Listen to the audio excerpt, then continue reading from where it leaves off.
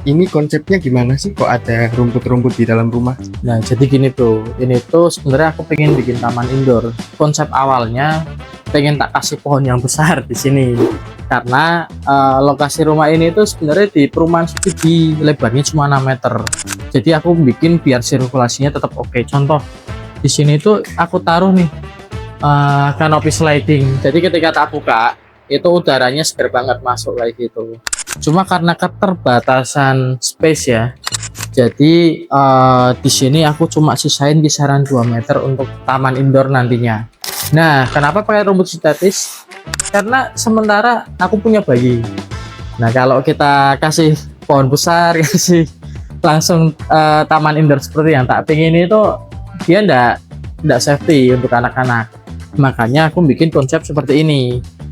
Sementara ya paling nyampe anak saya mungkin nyampe SD kelas 3 lah atau 4 baru jadi taman indoor. Jadi selain untuk sirkulasi, pencahayaan, di sini aku juga sediain talang bro. Terus ada vertical garden, cuma belum jadi sih kayak gitu. Nah, kemudian aku milih kanopi slidingnya itu yang otomatis pakai mesin. Kalau mati listrik gimana? Bisa, walaupun pakai listrik kita bisa setting langsung ke mesinnya. Cuma yang paling simple dengan kanopi sliding ya sistemnya otomatis kayak gini, kita itu nggak perlu repot, nggak perlu tenaga ekstra untuk buka tutupnya.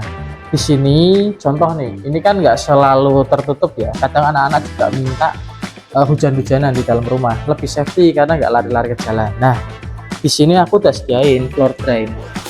Apa itu floor drain?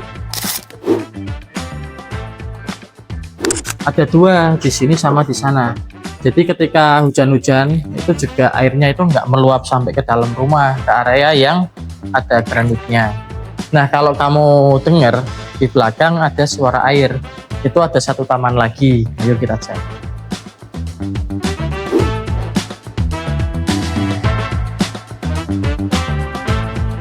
Nah, di belakang sini aku itu kasih nantinya mau tak bikin apiari, ini belum selesai, masih berantakan, masih tak tata.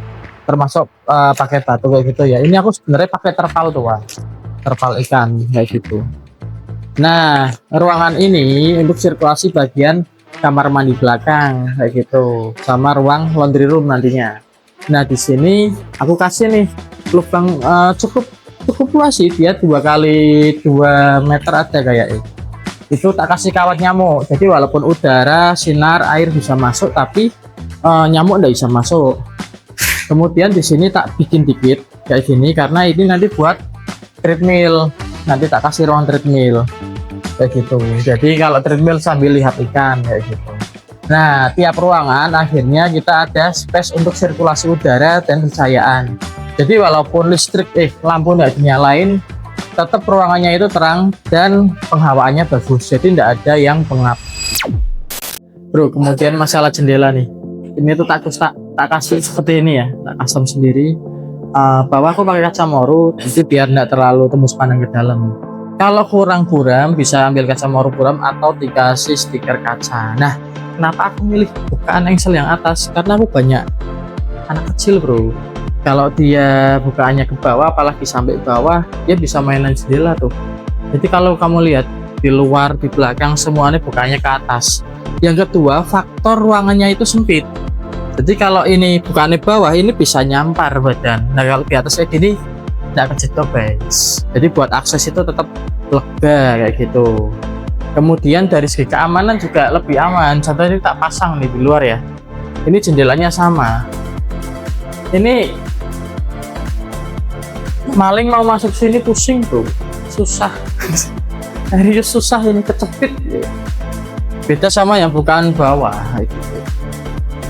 Bro, rumah ini itu 65% tak bangun itu pakai hasil sisa bahan dari proyek-proyek yang tak jalani.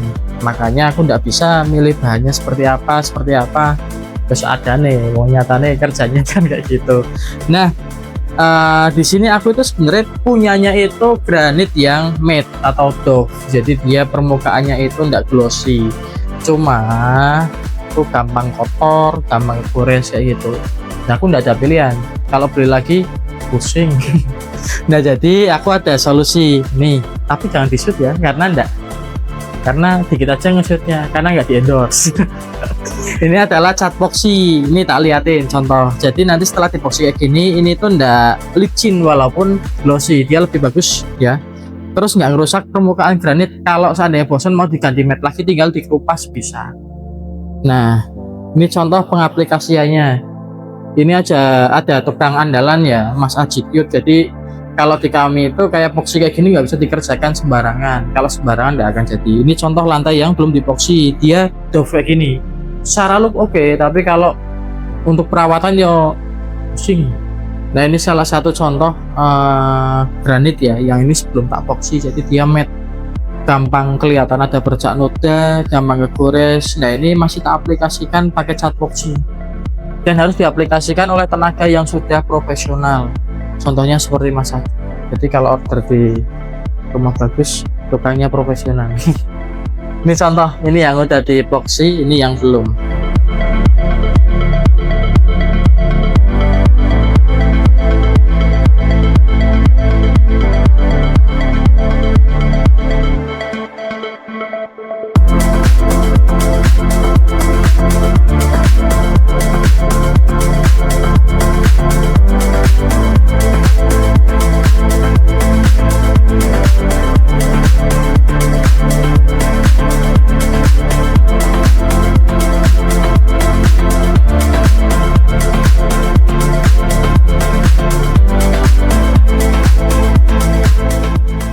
Mau desain dan bangun rumah, mau renovasi rumah, mau desain interior rumah, pilih yang pasti bagus ya, Rumah Bagus.